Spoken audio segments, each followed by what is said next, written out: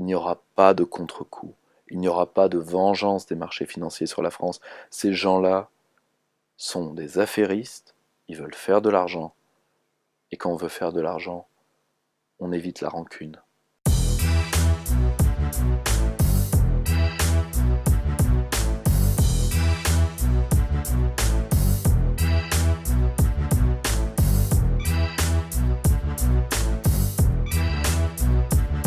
Alors, j'ai fait droit et sciences politiques à Paris 2 Assas. J'ai fait l'école de guerre économique.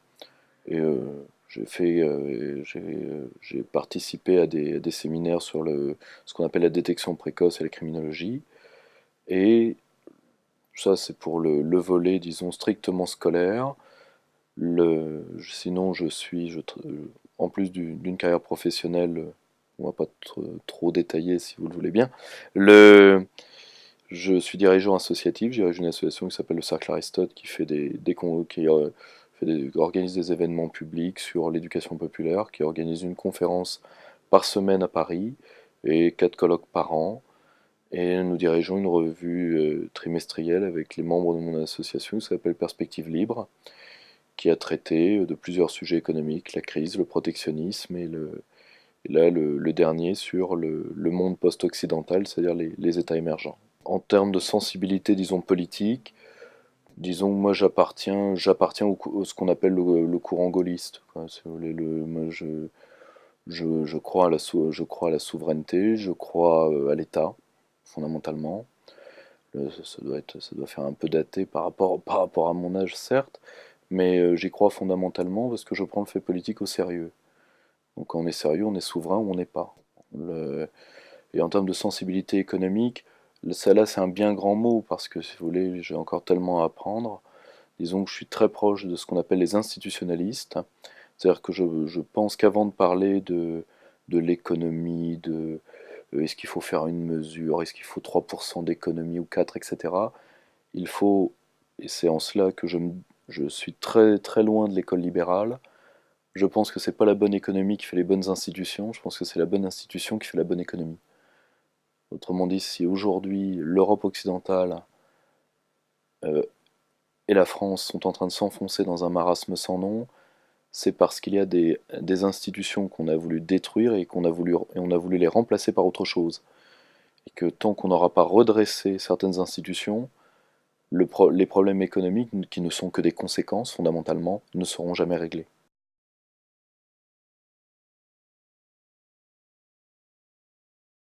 Il y a eu un fait d'opportunité qui est un de mes amis, qui est Pierre Jovanovic, me l'a demandé.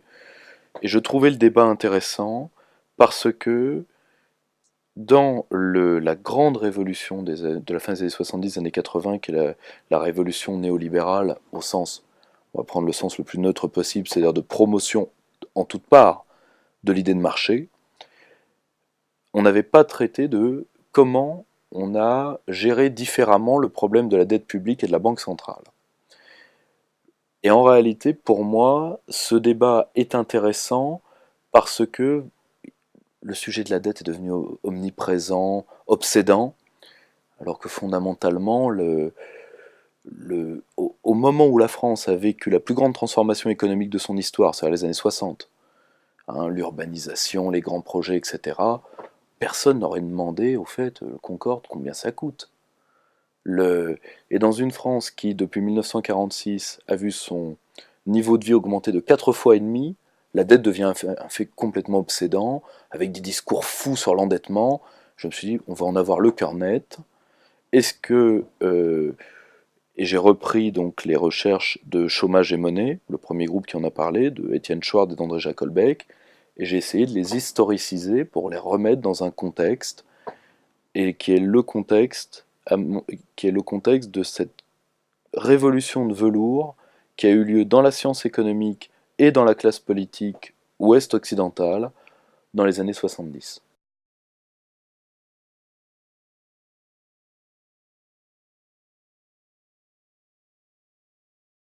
Les temps ont changé. Un matin, on s'est réveillé, la Chine était émergée, la dette avait quadruplé, l'État était détruit. Voilà, dans la nuit du lundi au mardi, que s'est-il passé donc? Le, Et c'est ce genre d'histoire économique qui, moi, pour ma part, me gêne. L'ouverture des marchés a été un choix. Tout le monde dit, oui, mais vous savez, c'est les transports, on va plus vite. Oui, évidemment, oui. Avec Concorde, on allait encore plus vite. Le problème, c'est qu'on ne pouvait pas, sauf prendre des valises physiques, on ne pouvait pas transférer des capitaux, parce que c'était interdit. On ne pouvait pas délocaliser une usine et prendre des savoir-faire, parce que c'était interdit. Dans les années 60, 70, 80, on ne parlait pas de délocalisation, ça n'existait pas, tout simplement. Alors pourquoi ça n'existait pas dans les années 70, 80 et que maintenant, vous savez qu'actuellement, il y a une usine par jour qui ferme en France. Tous les jours, nous perdons 7 à 800 emplois industriels. Alors, qu'est-ce qui se passe? Qu'est-ce qui s'est passé? Eh bien, tout simplement pour une raison. C'est pas, c'est pas nouveau, hein, que les Chinois sont beaucoup moins bien payés que les Français. Ça n'a rien de nouveau. Il s'est passé tout simplement la politique dite de mondialisation inévitable et le traité de Maastricht, puisque c'est dans le traité de Maastricht qu'ont été posées ces instructions. Il est désormais interdit d'interdire, parce que ce qui se passait avant, jusqu'aux années 70, 80, 91, 92, si vous aviez une entreprise française, mettons PSA, qui voulait s'installer en Inde, eh bien, il fallait qu'elle aille prendre sa canne et son chapeau, qu'elle aille au ministère des Finances, à la direction du Trésor, pour demander l'autorisation. Ça s'appelait le contrôle des mouvements de capitaux. Si vous voulez, il y a eu un changement de modèle, et pour cela, il y a eu des décisions publiques qui ont été prises. L'argument technicien disant on n'avait pas le choix, c'est pas notre faute, est un aveu d'irresponsabilité, en tout cas à mes yeux. Je ne dis pas qu'il n'y a pas qu'il n'y a pas de, si vous voulez, un facteur technique, mais il y a, avant, on a mésestimé la place du fait politique dans le fait de mondialisation. Nous ne sommes pas passés d'économies dites fermées, parce que, je suis désolé, le mythe de la France des années 60, complètement replié, rabougri, soviétoïde, est un mythe qui a été reconstruit dans les années 80 pour pouvoir légitimer un changement de régime, changement qui s'est fait en douceur et on n'a jamais demandé aux gens leur avis, et qui aujourd'hui, ce changement de régime qui a débuté dans les années 70 et qui s'est concrétisé dans les années 80, porte ses fruits, et je pense qu'on peut aujourd'hui avoir un droit d'inventaire sur ces décisions qui ont été prises et sur l'action des hommes qui ont pris ces décisions.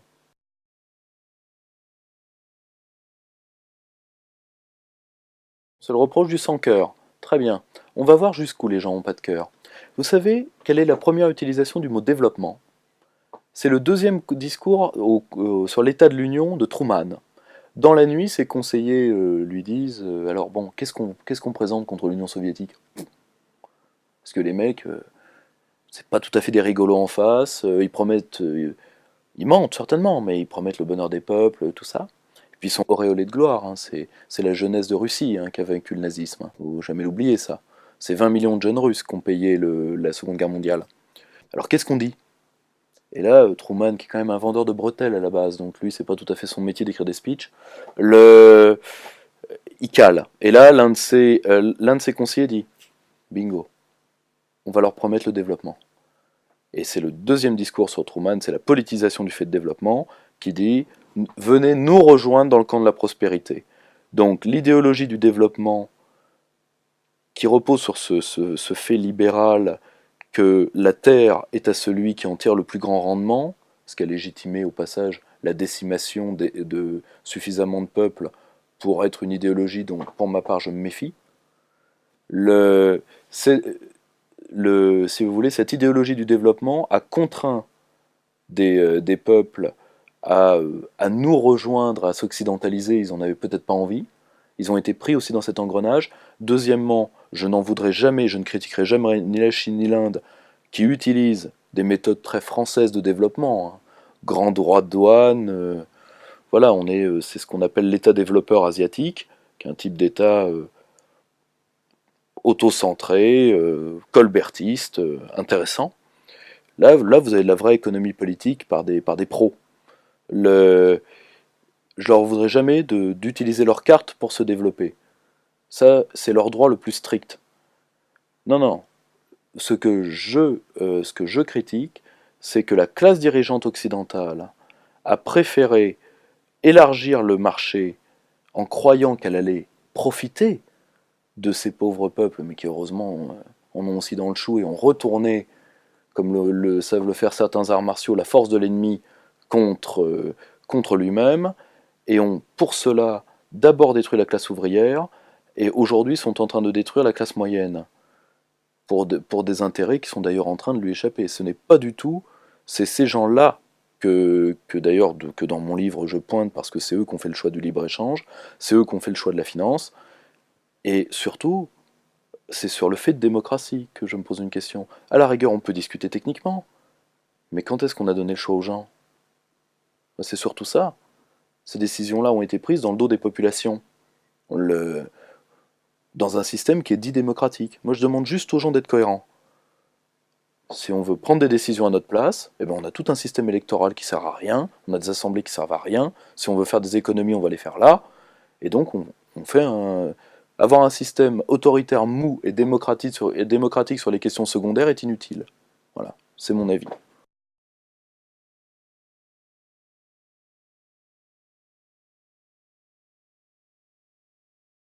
Il y a ça, mais surtout parce que on a quand même des systèmes à l'époque. On a l'échelle des salaires, on a beaucoup de choses.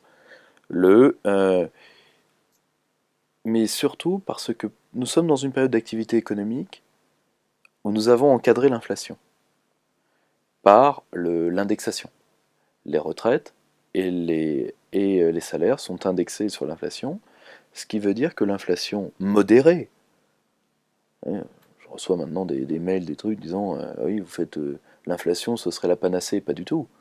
C'est pas ça. C'est que l'inflation, quand elle est modérée, quand elle est maîtrisée, quand elle est encadrée, elle joue un rôle parallèle à celui de l'impôt d'ailleurs, de pas d'égalisateur des conditions, ce serait vraiment forcer le trait. Mais elle prend de l'argent qui dort, parce que l'inflation encadrée, c'est mortel pour la rente. Parce que ça fait fondre la rente. Et elle le redistribue au monde du travail. Quand elle est encadrée, aujourd'hui on est face à de l'inflation d'actifs où il n'y a plus d'indexation. Donc c'est nécessaire que ce soit les pauvres qui la payent. Mais pas à l'époque. Et si vous voulez, je pense que plus encore que le système fiscal, il y a la logique de l'État gaulien. Je ne me permets pas de parler pour le reste de l'Europe occidentale. L'Angleterre, par exemple, au même moment, est en train de pourrir économiquement. Le, le, les règles du jeu économique sont très claires. Surtout avec l'État gaulien, et particulièrement avec un homme au sein de l'État gaulien qui est Michel Debré. Dit Mimi la colère, et c'est pas pour rien. Il est ministre des Finances, les grandes entreprises viennent négocier leurs marges auprès du ministre, au Grenelle de printemps. Faut imaginer, hein. C'est-à-dire, vous pouvez faire des affaires. L'État d'ailleurs n'est pas tatillon, on ne va pas aller chercher dans les coins. Mais il y a la France et il y a les affaires. Si vous faites des affaires dans le sens de l'intérêt national, vous deviendrez des hommes puissants, vous deviendrez des hommes riches. Si vous faites le contraire, vous aurez la force de l'État gaulien contre vous.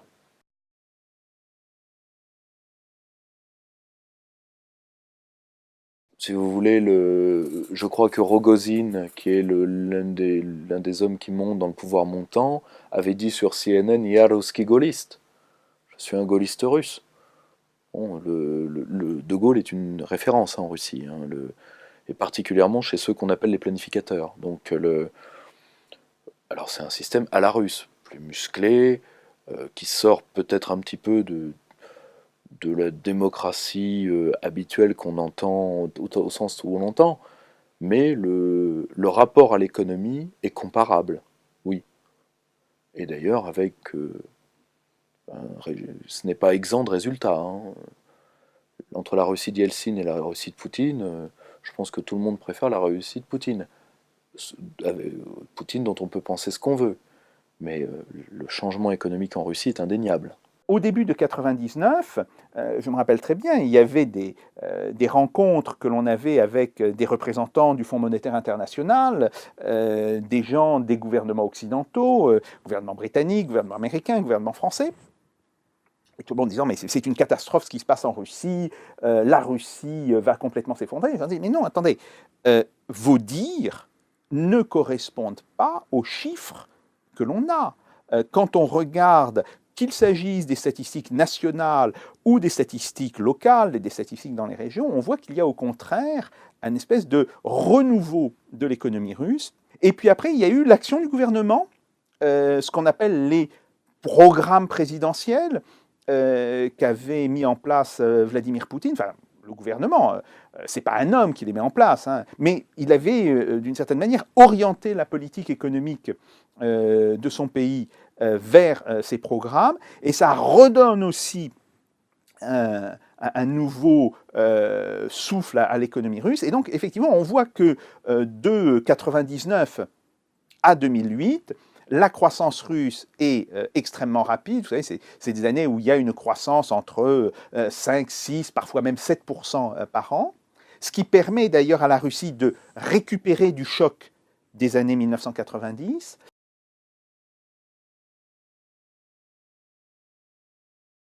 Pour 3 raisons. Premièrement, parce que c'est un pôle de consommation et qu'eux, ils ont besoin d'exporter. Deuxièmement, parce que ils ont évidemment peur du soviétisme et que si le continent européen est unifié sous une idéologie, attention, je suis partisan de rien moi, hein, mais c'est un processus. Si l'Europe est unifiée par une idéologie soviétique ou nazie ou d'Europe puissance, gaulienne, c'est-à-dire là, s'il y a une unification, qu'elle se fasse sous un fédérateur extérieur, enfin, fédérateur extérieur au sens où les peuples ne seraient pas libres, qu'ils soient russes ou allemands, ou un fédérateur qui prend pour base la souveraineté des États, de toutes les manières, les Américains réagissent là pour le coup géopolitiquement. Il ne faut jamais oublier que l'école géopolitique américaine est une école océanique, c'est l'amiral Mahan, et que la puissance océanique, généralement, entend diviser les puissances continentales, pour éviter la formation contre elles d'un bloc unifié, et fondamentalement, les Américains veulent éviter ça. Troisième point, les Américains pensent que, sincèrement, ça irrigue toute l'histoire des idées américaines, qu'ils ont un modèle, ce qu'ils appellent la destinée manifeste, que ce modèle a vocation à illuminer le monde, et même s'ils ont l'Amérique s'est faite contre l'Europe, hein, faut jamais l'oublier, et certainement à raison, vu le traumatisme que une part de ces populations, je dirais pas originelles parce qu'il y avait des gens qui étaient là avant, qui n'ont plus été là après, mais les pères fondateurs, les hommes du Mayflower par exemple, pour reprendre l'histoire mythique américaine, sont des gens qui ont vécu des traumatismes en Europe. Et même s'ils se sont faits contre nous, et contre nous au sens géographique du terme, hein, pas un hypothétique sens identitaire, m'effraie plus qu'autre chose. Mais ils pensent avoir un modèle supérieur et en faire cadeau au monde dans quelque chose qui est quand même baigné d'eschatologie biblique, faut le reconnaître, hein. Je renvoie nos internautes à Dieu est américain de Jean-François Colosimo. Et à mon avis, c'est ces 3 grandes raisons-là, stratégiques, économiques, et même si pour nous, Français, c'est très dur à croire, mais je dirais même transhistorique, que l'Amérique met en avant. C'est pour ça qu'ils veulent devenir. Et la France étant un universalisme, concurrent donc, ce que n'est pas l'Allemagne, ce que n'est pas l'Angleterre, la France est particulièrement visée.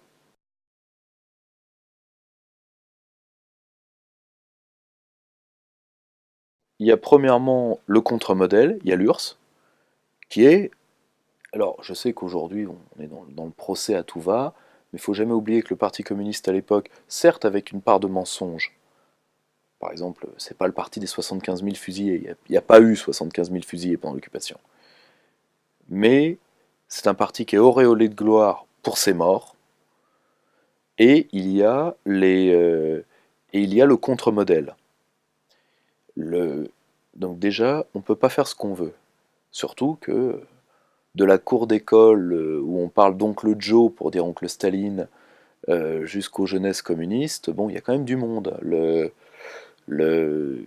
Et puis il y a une effervescence intellectuelle, le Parti communiste est structurant pour une part de la population. Et de l'autre côté, même phénomène, il y a les gaullistes. Et les gaullistes sont,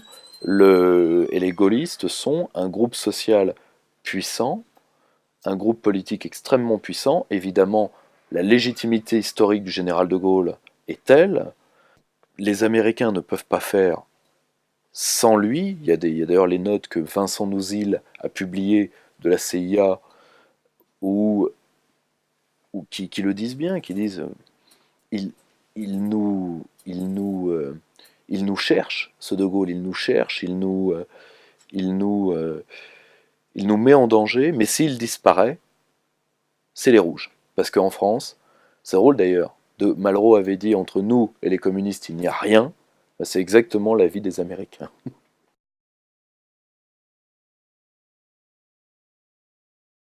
Ce que j'ai appelé dans le dernier numéro de la revue Perspective Libre, le syndrome de 45. Et je le dis d'autant plus facilement parce que j'imagine pas certaines petites réactions fielleuses, vu qu'Internet aide beaucoup le narcissisme par blog et les fiels sur les vidéos. Je suis petit-fils d'un des héros de la résistance du Nord, et mon grand-père pleure à chaudes larmes, il l'écrit dans ses mémoires quand il apprend la mort de Roosevelt. Donc je comprends ça. Le problème, c'est que il y a quelque chose dans les élites françaises. Les Américains sont venus, on leur doit tout, et si ça se repasse mal, les Américains viendront. Je mets juste un tout petit peu d'eau historique dans ce café mémoriel. L'écart de nombre de soldats était de 1 à 10 entre le front ouest et le front est. C'est-à-dire que qu'on aime Staline ou qu'on n'aime pas Staline, l'armée rouge et les jeunesses russes ont affronté 10 fois plus de soldats allemands que les Américains. Ça, c'est un fait d'histoire militaire. Et d'ailleurs, les Russes sont extrêmement blessés, toujours aujourd'hui. Le très beau bouquin de Natalia Narotchinskaya, Qu'avons-nous fait de notre victoire? Je crois que c'est ça, c'est préfacé par Jacques Sapir d'ailleurs. Parce qu'on ne reconnaît jamais ça. Voilà, les Américains nous ont sauvés, oui, en partie. Point. Et d'ailleurs, ils nous ont sauvés pour des raisons personnelles. Ils nous ont pas sauvés pour nos beaux yeux. Hein, ni pour une. Ils nous ont pas sauvés pour sauver Lamartine, Victor Hugo et tout ça. Non, ils nous ont sauvés parce qu'il fallait conserver des clients, parce qu'il fallait conserver un glacis stratégique. Et c'est normal d'ailleurs, on ne va pas demander aux gens d'envoyer leurs jeunes Ils ont quand même perdu 144 000 gamins, hein, je crois. Hein. On ne va pas demander aux gens de venir perdre leurs hommes pour nos beaux yeux. Mais le tout étant, c'est que de voir dans le geste des Américains une trop grande gratuité, à mon avis, est dangereux. Parce qu'il ne faut pas oublier que les prisonniers allemands transférés sur sol américain ont été, pendant toute la guerre, jusqu'à ce qu'on soit sûr que l'armée allemande avait perdu, n'ont pas été pris en tant que prisonniers de guerre, mais en tant quasiment que prisonniers diplomatiques. Parce que les Américains étaient prêts à reconnaître le Reich si le Reich gagnait. Hein. Aujourd'hui, les historiens ont travaillé. Donc il ne faut pas avoir une vision idyllique de ça. Et surtout, les Américains savent très bien, nous l'avons vu pendant la guerre en Irak, avec des caricatures anti-françaises assez dégueulasses, où il y avait Hitler devant la Tour Eiffel, puis Saddam Hussein devant la Tour Eiffel, ils savent très bien nous le faire payer. Donc voilà, parce que si on joue à ce jeu-là, la flotte française à Yorktown, quand il a fallu obtenir la reddition du général Cornwallis pendant la guerre d'indépendance, c'est la flotte française ou c'est Washington qui obtient? Non, c'est la flotte française, si on veut jouer à ce jeu-là. Vous comprenez ce que je veux dire? Donc, les Américains, il faut les prendre comme ceux qu'ils sont, point. C'est un État qui a ses intérêts, qui peuvent être nos ennemis, nos adversaires ou nos alliés. Ça dépend des circonstances, ça dépend des dossiers, etc. Ensuite, est-ce que l'Amérique est capable de voir un autre pays comme un allié? Ça, c'est à elle de répondre. Parfois, on se pose la question.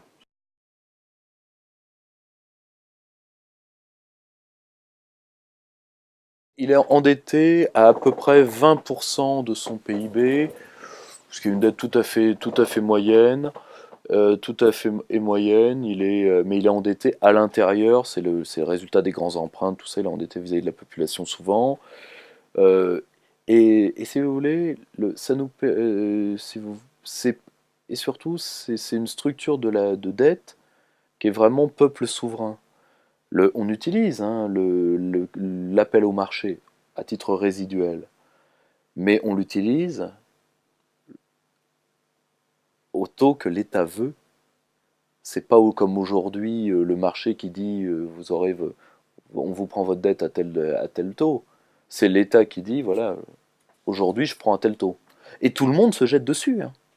Tout le monde adore ça. Parce que la dette publique, c'est bon, faut se mettre ça dans la tête, une fois pour toutes.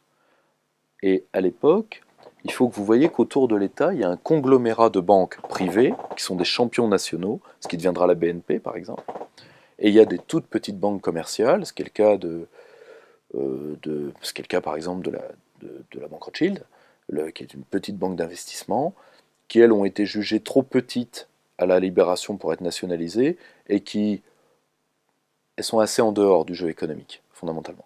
Ce qui compte, c'est les géants nationaux qui sont les grandes banques publiques. Voilà. L'État a toute la chaîne en main. Il y a des entreprises nationalisées, il y a des banques nationalisées, tout ça c'est issu du CNR. Hein. Et il y a l'État, le Trésor, la Banque de France. Voilà. Et la Banque de France, qui n'est pas un Deus ex machina, mais on a tellement, et à raison, il ne faut pas oublier que les hommes qui ont construit ce circuit du Trésor, qui ont construit cette architecture économique, ont vécu la crise des années 30. Et pour eux, c'est l'appât du gain et l'absence de contrôle étatique qui nous a envoyés droit dans le mur. Et pour eux, là, il faut des autorités de régulation et d'orientation étatique fortes.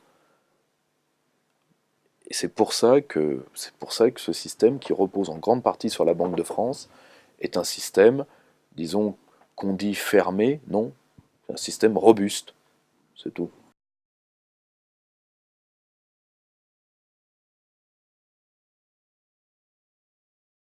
Oui, oui. Alors ça, vous savez où ils l'ont pris, ça, comme argument? Ils l'ont pris dans... ça, c'est ce qu'on appelle la théorie de la surcharge. C'est une théorie qui sort de la trilatérale.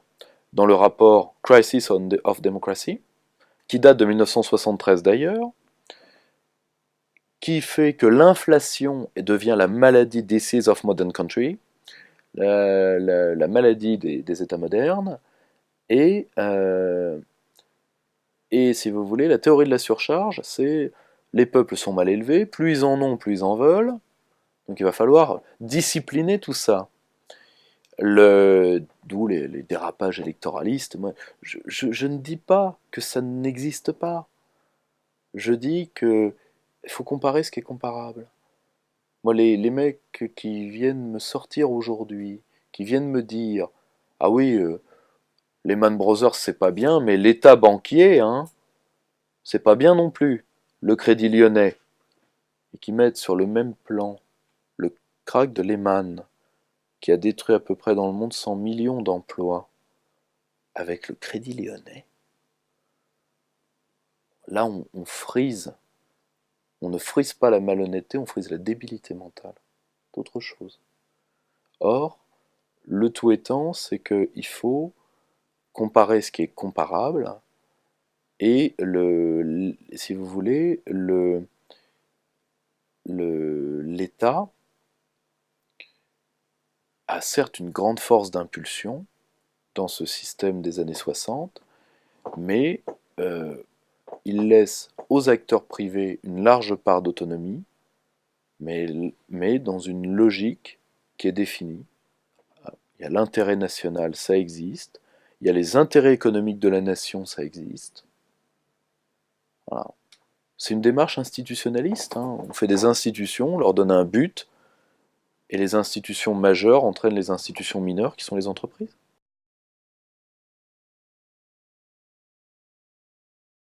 Bien sûr, mais avec aussi un autre point qui est que pour faire qui est que le marché est structurellement structurellement une institution C'est une institution qui est inapte à l'autorégulation. Ça, c'est la grande leçon des années 30, et que donc l'État doit pallier les défaillances du marché. Voilà. Et d'un côté, aujourd'hui, on est revenu euh, en histoire du développement et en histoire des idées économiques, il y a une régression de la science économique à partir des années 80. Parce qu'on revient aux anticipations rationnelles, on revient au marché autorégulé, au comportement économique de l'agent, etc., etc. C'est-à-dire qu'on rhabille de vieilles théories des années du 19e siècle. La théorie de la concurrence de l'Union européenne, c'est 19e. La théorie qui dit que l'État doit privilégier plutôt un appel aux banques et aux marchés plutôt que d'émettre la monnaie lui-même repose en grande partie sur la vieille théorie de l'effet d'éviction, une théorie 19e qui n'a jamais été démontrée, qui dit que quand que l'État arrive sur un marché, il pousse-toi de là que je m'y mette, il prend la place des acteurs privés. Voilà, à ce niveau-là, il y a une régression dans les années 80, et fondamentalement, et c'est ça le sens d'un côté du processus qui commence dans les années 70 et dans lequel il y aura la loi du 3 janvier 73, c'est que petit à petit, on va créer un autre système cohérent. Libre-échange, finance, concurrence, les externalités sociales sont des conséquences. Vu que si vous mettez la concurrence au de tout, c'est la concurrence dans le marché du travail, etc., etc. Et donc, changement dans l'être de la banque centrale, changement dans la gestion de la dette publique. Alors que les années 60, c'était un autre système cohérent avec lui-même, droit de douane, frontières, État, économie maîtrisée, finance, pas inexistante, mais c'était le parent pauvre de l'économie à l'époque, la finance. Maintenant, c'est quasiment l'économie qui est le parent pauvre de la finance. Ce qu'on appelait la finance à l'époque, c'était pas grand-chose. Hein. On appelait ça la forêt de Bondy à l'époque. Parce que la forêt de Bondy au 19e siècle était pleine de brigands. Donc c'était un milieu qui était déconsidéré, où on ne se faisait pas énormément d'argent, parce que l'économie vivait, voilà, c'est une économie de travail industrielle, où il y avait des grandes banques publiques, l'État, les commandes publiques, les entreprises publiques. Bon, et on est passé de ce tout cohérent des années 60 à un autre tout. Voilà, et ça, on l'a fait sans demander aux gens leur avis.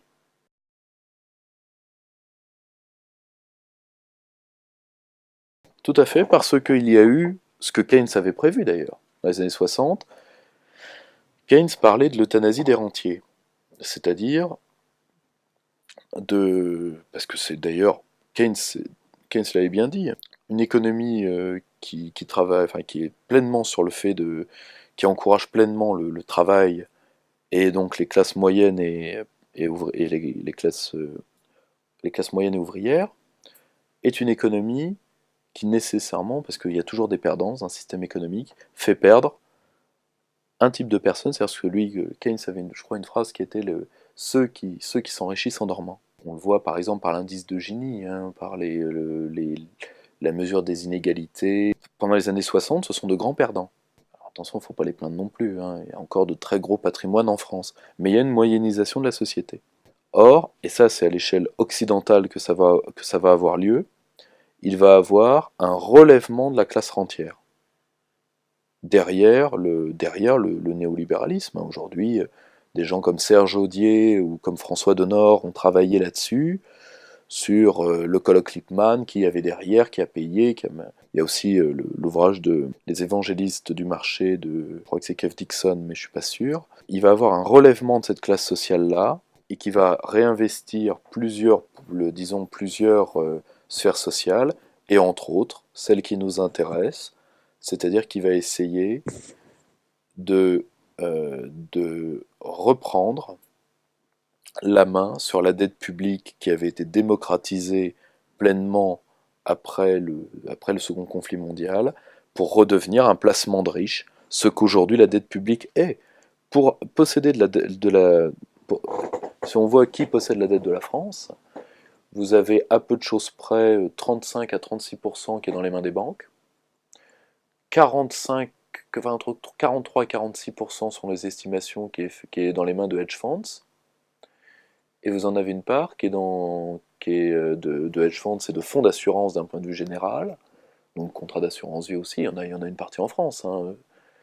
Mais, mais vous avez aussi des grandes familles françaises, mais non résidentes, parce qu'il y a des étrangers, mais il y a aussi des Français résidents à l'étranger, parmi les non-résidents, et d'ailleurs, des grandes fortunes françaises, là où vous ne pouvez quasiment plus avoir accès au bon du trésor.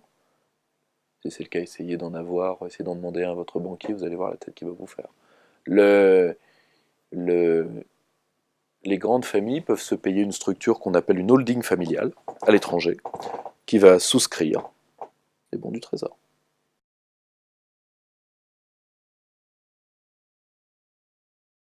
On va prendre la dette totale. On va prendre la dette totale. La dette totale publique.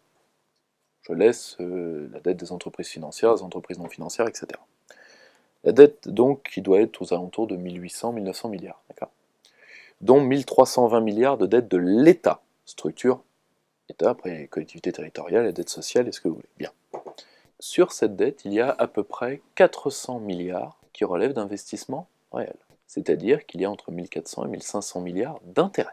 Nous empruntons 4 milliards d'euros par semaine, dont 1 milliard pour le service de la dette. Nous n'en sommes plus, fondamentalement, nous ne payons quasiment plus que... Nous empruntons 180 millions d'euros par jour, et fondamentalement, on paye même de moins en moins les intérêts, je vais vous dire, parce que même maintenant les intérêts, pour payer les intérêts, on en est à emprunter. Je ne vous parle même pas pour payer la dette en elle-même. Or, et ceux qui souscrivent à des contrats de dette française, en réalité, quand les contrats arrivent à maturité, ils sont remboursés, eh bien ils en souscrivent d'autres, quasiment automatiquement. Donc c'est le rôle de l'agence France Trésor de les placer. L'agence France Trésor qui a, disons, qui a des comités directeurs assez sympathiques, avec des gens qui n'ont aucun intérêt dans la dette de l'État français, c'est évident, il suffit de voir d'où ils viennent. Mais, si vous voulez, la dette repose sur 1800 milliards, dans les grandes lignes, repose sur 1400 milliards d'intérêts. Et d'intérêts, maintenant on en est à des intérêts de troisième génération, c'est-à-dire des intérêts.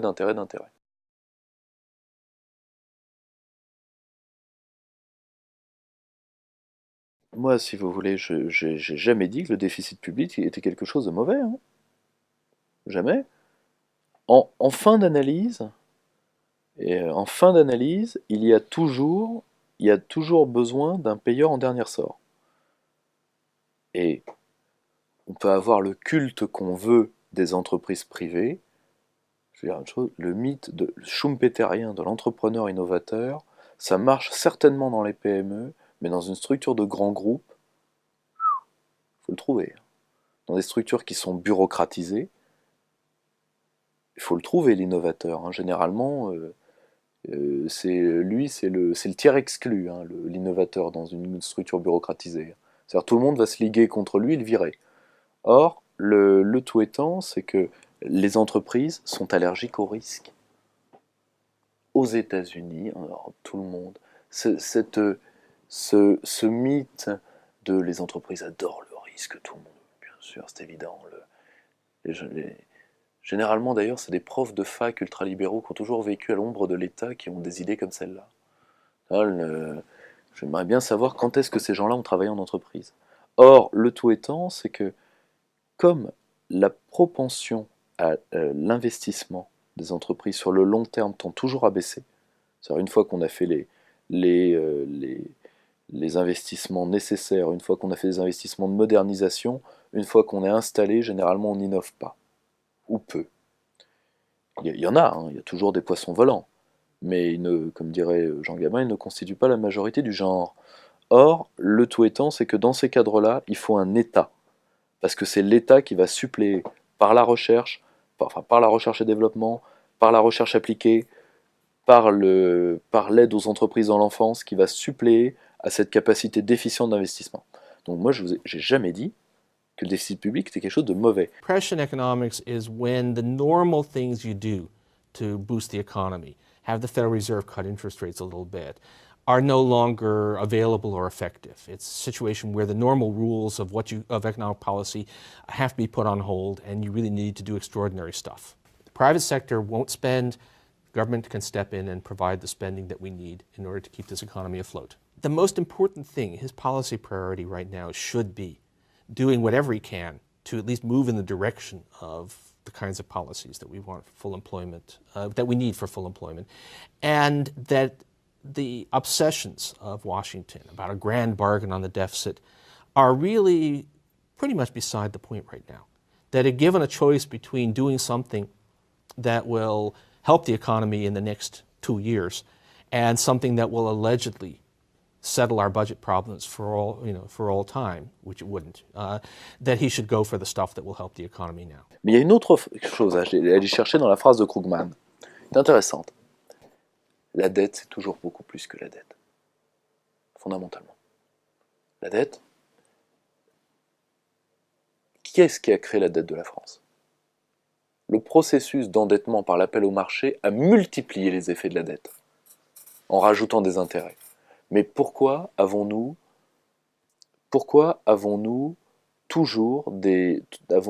quasiment toujours depuis les années 70 rendu des budgets en déficit avec une part croissante de déficit de fonctionnement? Le déficit d'investissement n'est à mon sens pas critiquable. Que l'État investisse, CF ce que j'ai dit il y a 30 secondes, au contraire c'est génial.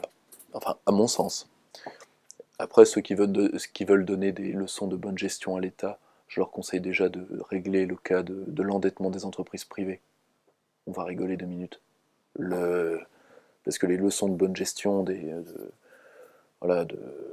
gens type Minc et autres qui ont fait couler plusieurs entreprises, pardonnez-moi mais je m'en passe. Or, sans méchanceté.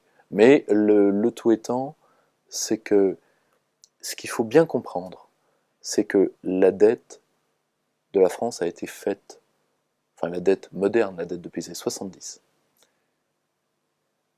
à mon sens, par le libre-échange, par la désindustrialisation. Et ces effets ont été multipliés par ces facultés d'endettement.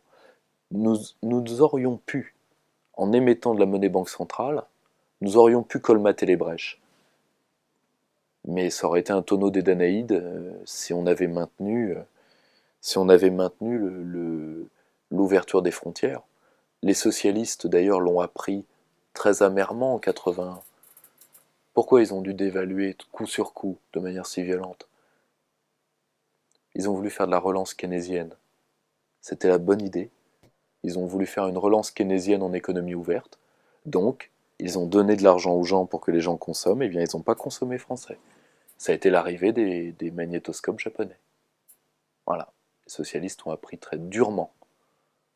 Et en réalité, la dette, c'est ça que Krugman veut dire. La dette, il faut arrêter avec les discours fous sur l'endettement. Les vraies questions de la dette, c'est 2 choses. Qui la possède? Et surtout, est-ce qu'on a les moyens de la rembourser ou est-ce qu'on a les moyens de la soutenir par notre appareil productif? Et en réalité, prenez les dettes souveraines européennes, vous avez la crise, on va prendre la Grèce, l'Espagne, la France. La Grèce, c'est une crise fiscale à la base. C'est-à-dire que les institutions de l'État grec sont en train de pourrir. Et c'est en grande partie grâce à l'euro, merci.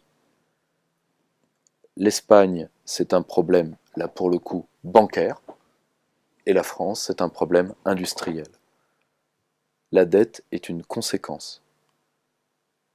Et en réalité, on a ouvert le circuit de la dette pour faire un marché mondial de la rente et pour pouvoir faire la première monnaie de l'ère, si vous voulez, de l'ère des trusts. C'est d'ailleurs une monnaie qui est un accord explicite entre les grandes banques américaines et l'European Roundtable, c'est-à-dire les grands industriels européens, c'est-à-dire l'euro. Mais aujourd'hui, on est en train de payer ça. Parce que ça a eu un prix. Ça a eu un prix. Ça a eu un prix en Grèce. Ça a eu un prix en Espagne. Le prix en Grèce, ça a été le trucage des chiffres pour la faire entrer.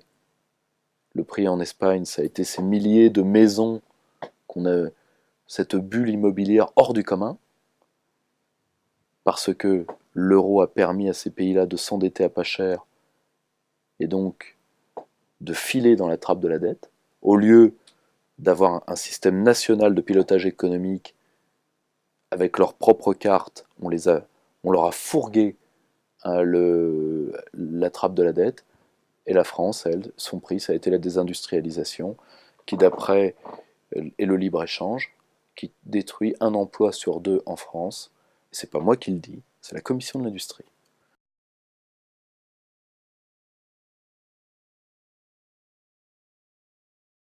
Bah, c'est normal, c'est un État. C'est normal, c'est un État, ça a des moyens de pilotage étatique. Nous, on n'est rien. Le dollar et la dette libellée en dollars, bah derrière, vous avez quoi? Bah, vous avez quand même l'US Army, vous avez l'Amérique, et l'Amérique, ça existe. Et en plus, vous avez une gestion monétaire absolument brillante. On peut détester Ben Bernanke parce qu'il fait vivre un système qu'on peut condamner, mais Ben Bernanke, il a quand même réussi l'opération Twist, c'est-à-dire de vendre de la dette à court terme, enfin, disons de substituer de la dette à long terme à de la dette à court terme. Il fait en sorte que les gens vendent le plus vite leur truc à court terme pour acheter des bons au trésor à long terme. Mais excuse-moi, il faut être extrêmement brillant pour avoir réussi un coup pareil. Ben Bernanke est obligé de faire ce qu'il fait. Parce que s'il ne fait pas de quantitative easing, là, tous ceux qui me disent que les Américains veulent la mort de l'euro, ah ouais? Vous savez ce que Ben Bernanke pourrait faire pour tuer l'euro en un mois? Il arrête. Il arrête le robinet d'argent gratuit. Si l'Allemagne s'entête à ne pas vouloir monétiser, les banques européennes auront pris le bouillon en un mois. Je veux dire pourquoi? Parce que Ben Bernanke a fait sa thèse sur les années 30. Donc, il maintient les systèmes bancaires à flot, coûte que coûte, et il maintient surtout le système de fret international. Parce qu'il sait que le système de fret se fait à crédit, et que si, je dis bien si, les assurances des bateaux de transport ne reçoivent pas d'argent, les bateaux ne prendront pas la mer. Je ne sais pas si vous imaginez le nombre de marchandises qu'il peut avoir sur un porte-conteneur. Donc, Ben Bernanke, je crois que c'était le Times qui avait dit l'homme qui a sauvé le monde, oui. Parce que sinon on aurait eu une crise majeure. Les Américains se remettent, ils se remettent pas, ils s'enfoncent, mais ils s'enfoncent moins vite que nous, parce qu'eux, ils existent tout simplement. L'Europe, c'est quoi? Pardonnez-moi cette relative trivialité, mais l'Europe, à quelle adresse? Si on veut leur écrire, c'est quoi? C'est quoi l'Europe? C'est qui l'Europe? C'est rien l'Europe. Bon. Il y avait une phrase très jolie qui disait que c'était un géant économique.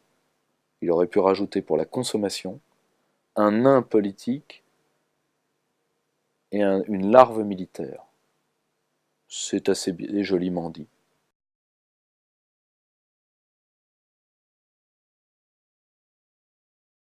Comme le dit très bien Andros Edward Pritchard, l'or a été choisi par les marchés comme monnaie de réserve, et d'ailleurs qui va surclasser l'euro avant de surclasser le dollar. Je vous signale que les banques centrales des pays en développement sont en train de vider leurs réserves en euros,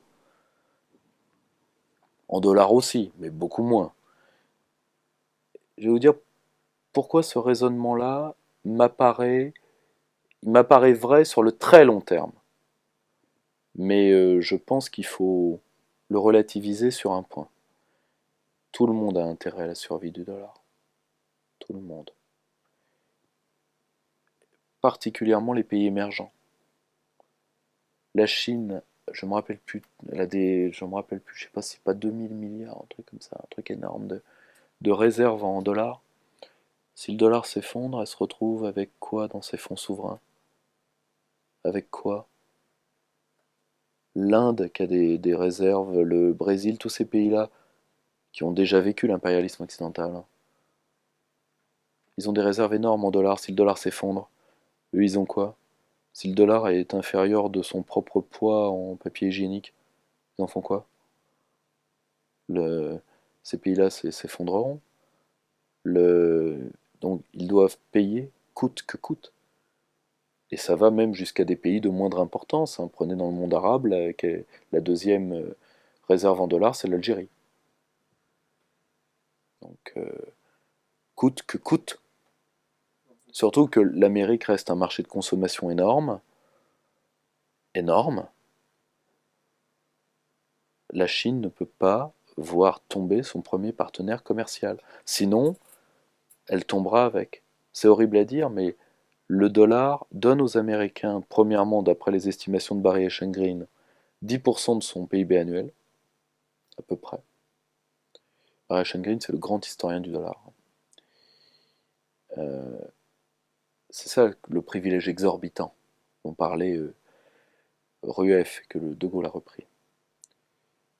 10% de leur PIB, mais surtout, ça leur donne le droit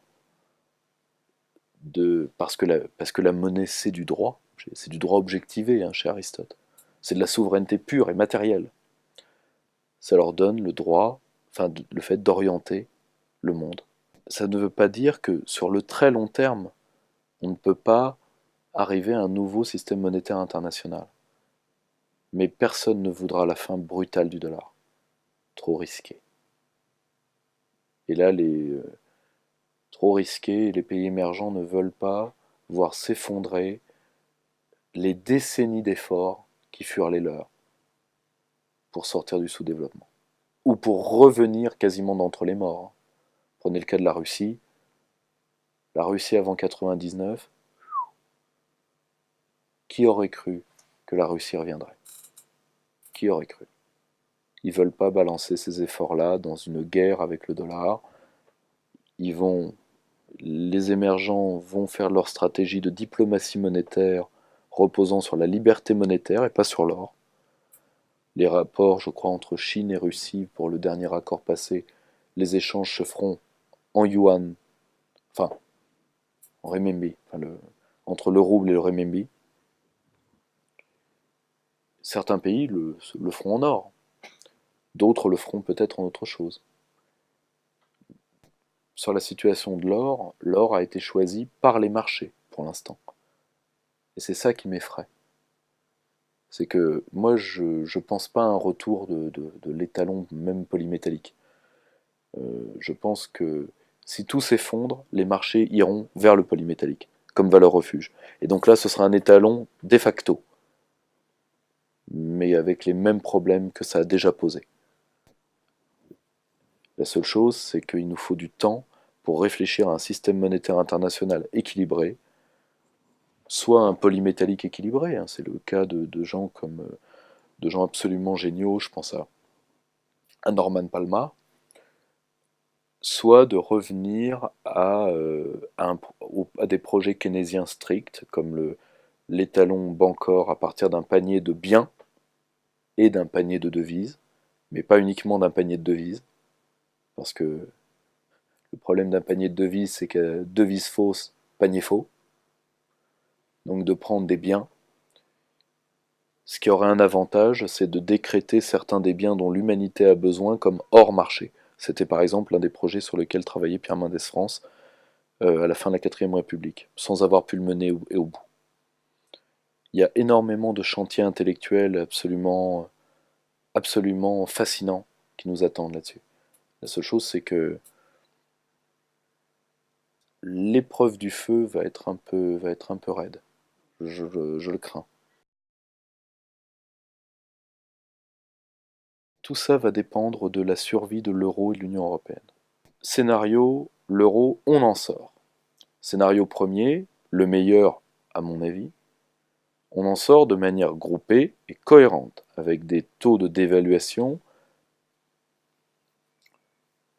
pas arrangés, parce qu'un taux de dévaluation, ça doit jamais être arrangé, sinon la dévaluation rate. Mais en tout cas, on sait à peu près les fourchettes de dévaluation que chacun va prendre pour qu'on évite d'entrer dans une guerre des dévaluations qui pourrait être stérile. En espérant que les États européens ne soient pas tellement affaiblis qu'ils ne sachent plus faire une vraie dévaluation avec un contrôle d'échange, etc. Moi, je le dis sincèrement, pour avoir quand même croisé la classe politique française, j'ai peur de ça. Est-ce qu'ils sauront faire un contrôle d'échange? Est-ce qu'ils voient ce qu'est encore un contrôle des prix? Pas tous. Je ne donnerai pas de nom, mais pas tous. Est-ce que les structures de l'État sont encore aptes? Il faudra les reconstituer rapidement. Plus facile à dire qu'à faire, parce que la dynamique institutionnelle, ça prend du temps. Or, ça c'est le premier cas.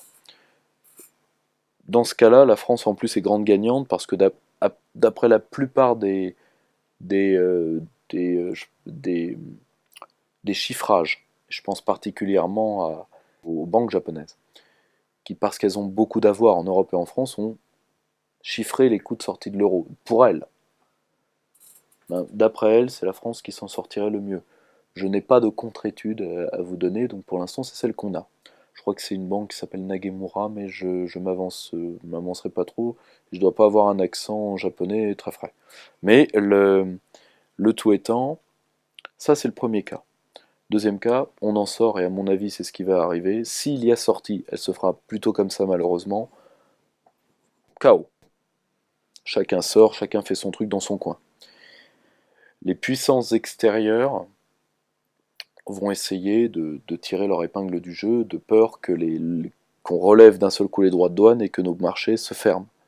Donc elles vont jouer contre nous. Ce sera le cas de la Chine. Ce sera peut-être le cas de la Russie, mais pas de manière agressive. C'est que vae victis. Hein. C'est pas les Russes qui nous ont mis dans l'euro. Donc voilà, mort aux vaincus, c'est comme ça. Hein. Ce sera le cas de certaines puissances, et je pense particulièrement à des puissances avec de forts fonds souverains du Golfe, pour ne pas nommer un hypothétique possesseur d'équipe de football. Mais ça, c'est un scénario. Alors attention, ils vont essayer de faire de l'ingérence économique, à nous d'y résister. Vae victis, hein. C'est pas un jeu moral.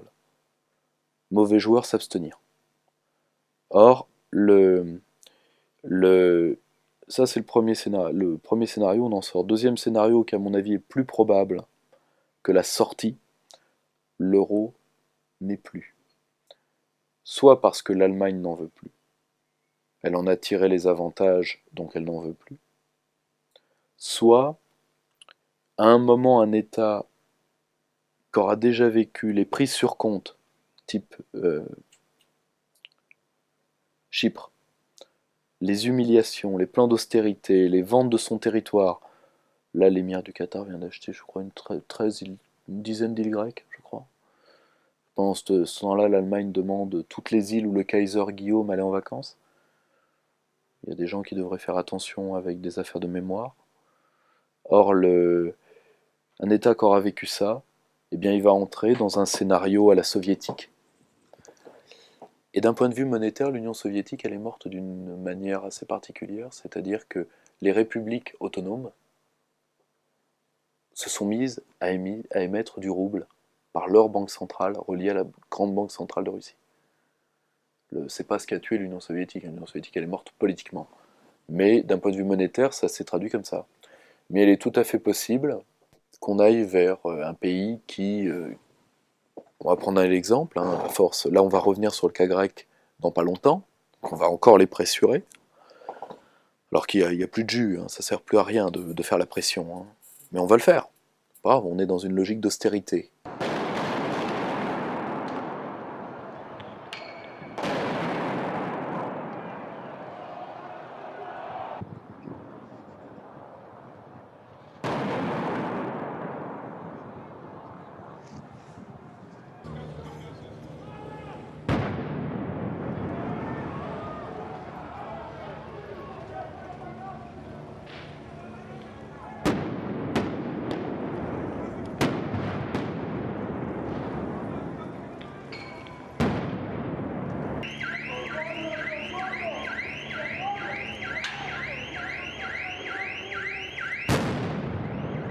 vous tapez sur la population, il y a moins de recettes fiscales, donc vous resserrez les dépenses et vous retapez sur la population, et il y aura encore moins de recettes fiscales, etc.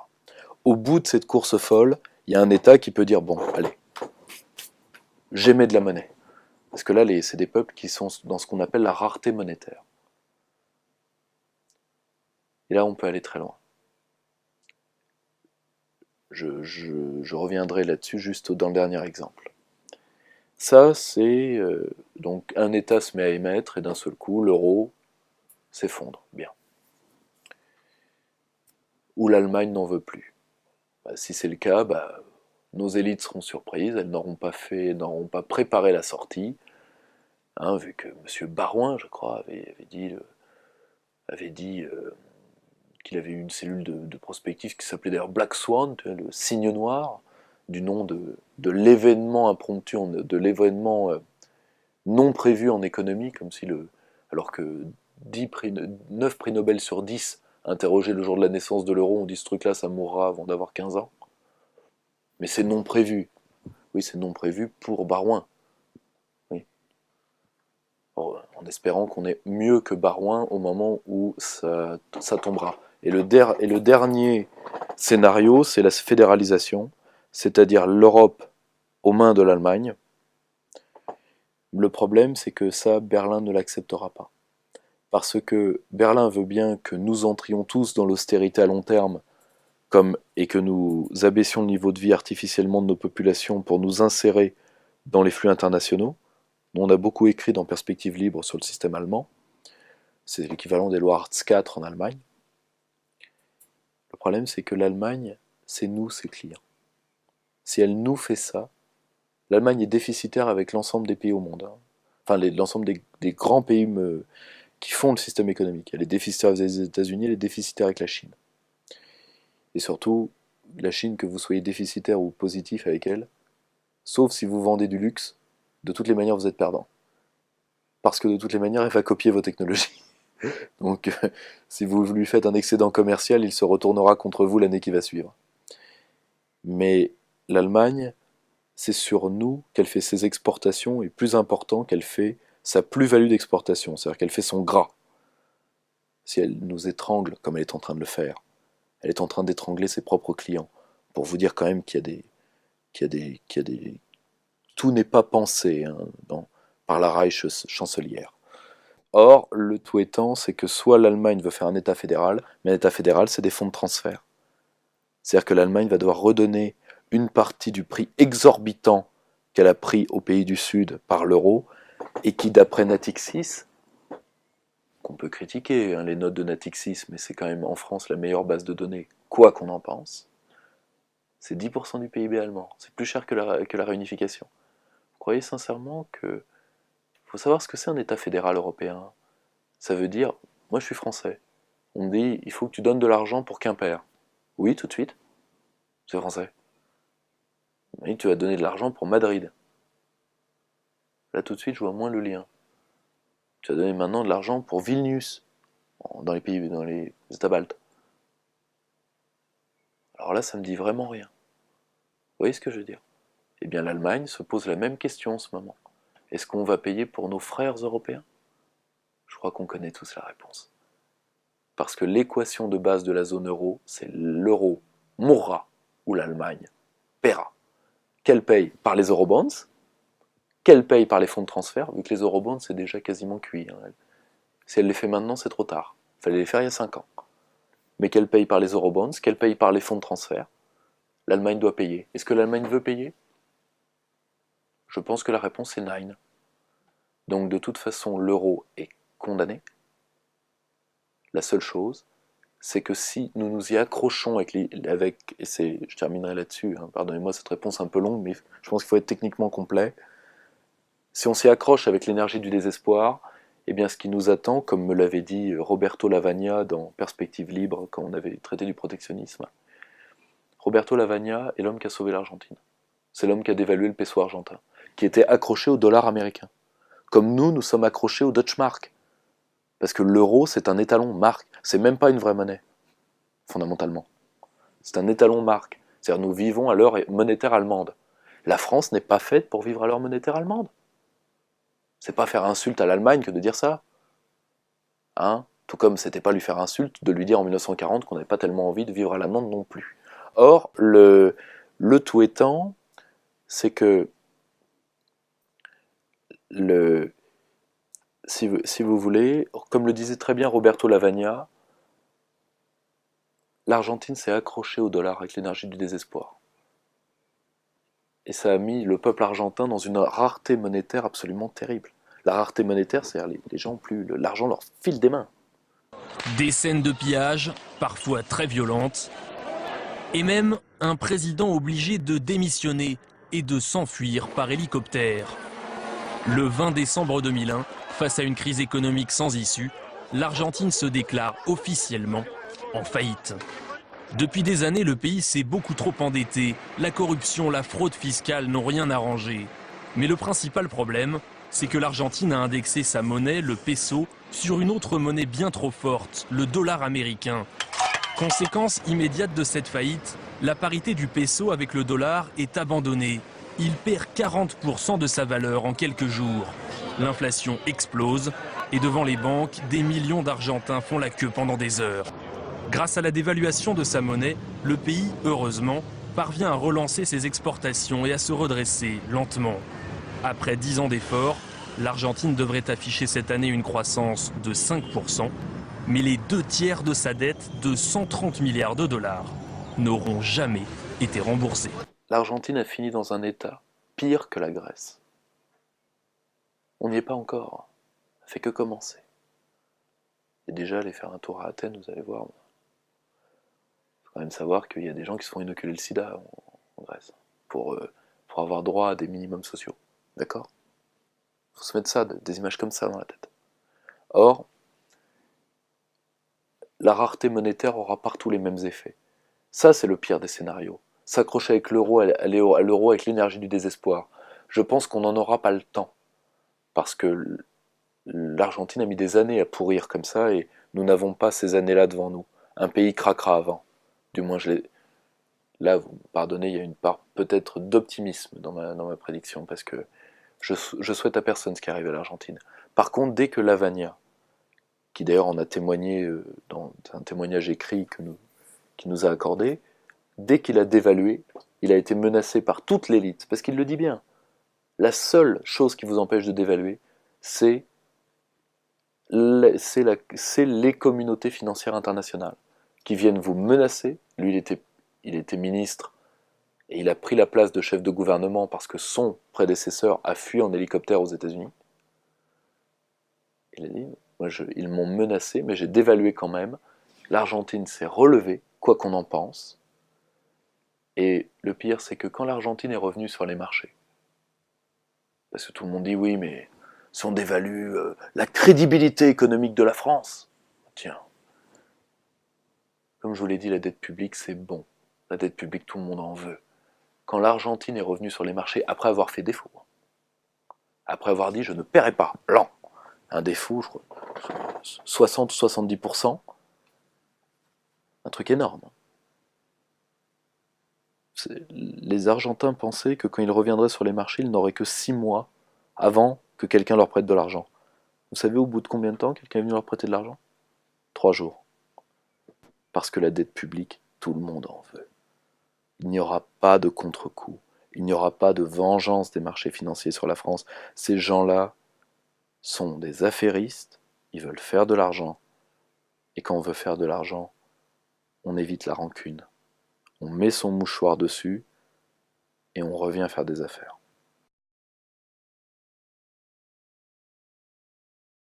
Ce que je conseillerais, ça dépend, il y a 2 degrés dans votre question.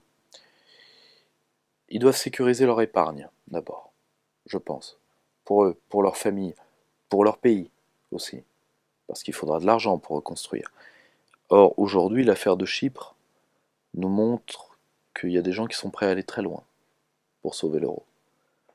Et sincèrement, c'était surprenant. On pouvait se douter qu'ils en arriveraient à ce point-là, mais pas aussi vite. Pas comme ça. Pas en plus sur un territoire qui est mitoyen de l'Europe et de la Russie, où il y a de forts intérêts gaziers et pétroliers, et où il y a beaucoup de Russes qui ont des comptes, c'est l'équivalent, je crois, de 25% des comptes en banque à Chypre sont russes. Mais 18% sont britanniques. Hein. Il n'y a pas que des Russes là-bas. Le plan de sauvetage conclu samedi matin entre Chypre d'un côté, l'Union européenne et le Fonds monétaire international de l'autre, a dans la foulée conduit des épargnants de l'île à retirer de l'argent de leurs comptes bancaires. Car en contrepartie du prêt de 10 milliards d'euros consenti à Chypre, ils vont subir une taxe exceptionnelle sur leurs dépôts. Le président chypriote Nikos Anastasiades s'adressera solennellement dimanche à ses concitoyens pour tenter de leur expliquer que sans ce plan de sauvetage, l'ensemble du secteur bancaire allait s'effondrer. Pas sûr que les épargnants soient convaincus. Mais le problème, c'est que ça va gâter les rapports de l'Union avec la Russie, ça va les empoisonner pour plus que des mois, peut-être des années. Donc bravo à l'imbécile qui a eu cette idée faramineuse. Mais la seule chose, c'est que comme l'a très bien dit, très naïvement, ce jeune patron hollandais de l'Eurogroupe, oh bah tiens, ça s'est bien passé, on est en train de... Il faudrait réfléchir à ça pour d'autres pays. D'ailleurs, je crois que ils sont en train de préparer un dispositif juridique là-dessus, si mes informations sont bonnes. Là, à l'heure où cet entretien est enregistré. Et si vous voulez, il faut que les gens sécurisent leur épargne. On ne sait pas jusqu'où ils sont prêts à aller. Parce que malheureusement, c'est une course folle. Et le problème d'un certain type de personnes, c'est qu'ils osent tout. C'est comme ça qu'on les reconnaît, pour citer Audiard.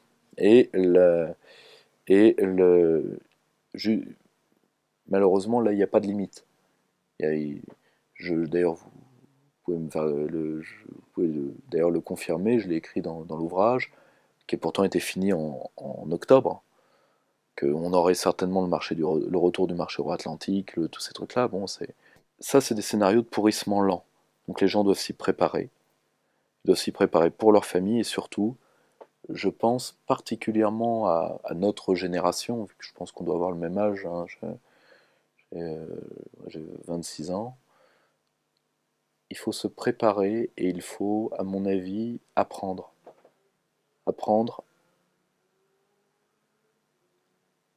S'intéresser à l'État. Parce que notre génération peut se retrouver du jour au lendemain, en cas d'effondrement brutal, peut se retrouver aux affaires.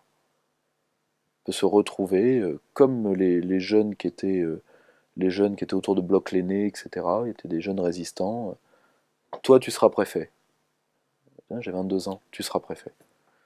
On ne sait jamais, parce qu'il va falloir reconstruire l'État, refaire venir des savoir-faire en France, commencer de grandes transformations de transition stratégique et énergétique, de réaménagement de notre modèle économique. Ça va nous prendre 20 ans, au moins. Et ça peut être une aventure passionnante et l'aventure d'une vie. Ou alors, si réellement le pourrissement se fait au point où c'est un point là, en scénario à l'Argentine amplifié qui peut durer là pour le coup même des années. Hein. En émettant juste un peu de monnaie pour se la partager, ils peuvent le faire. Hein. Techniquement, c'est possible. Là, soit ça ira vers l'affrontement violent avec les populations, parce qu'à un moment, trop c'est trop. Les gens sont polis, les gens sont gentils, mais à un moment les gens se rebellent. Soit, comme le disent les jeunes Espagnols, non, nous n'émigrerons pas. Ils nous foutront dehors. C'est autre chose. Les jeunes Portugais qui retournent en Angola, et je crois que c'est en Estonie où entre un quart et un tiers de la population est déjà partie. Attendez, qu'est-ce que ça va faire? Ça va nous chasser de nos terres après maintenant? On en est là? Possible. C'est le scénario noir. Donc la seule chose que je peux conseiller modestement, c'est de sauver son épargne, donc ils peuvent la solidifier dans le dur. Dans l'argent, l'or, il faut se méfier, c'est un marché de guerre. Hein. Le marché de l'or est périodiquement abattu par les grandes banques, donc il faut se méfier. Et bien sûr, s'ils investissent dans l'or, ça doit être dans l'or physique, pas dans des tickets qui valent de l'or, parce que le jour où ils vont vouloir voir la tête de l'or, ils vont être un petit peu surpris, parce que les tickets peuvent être vendus plusieurs fois. Donc, s'il y a 5 mecs pour un lingot, tout de suite ça va dévaloriser le lingot, vous voyez ce que je veux dire? Et surtout, apprendre. parce que, comme disait le grand philosophe Jules Monroe, la France doit être voulue à chaque génération. C'est notre tour d'un certain côté.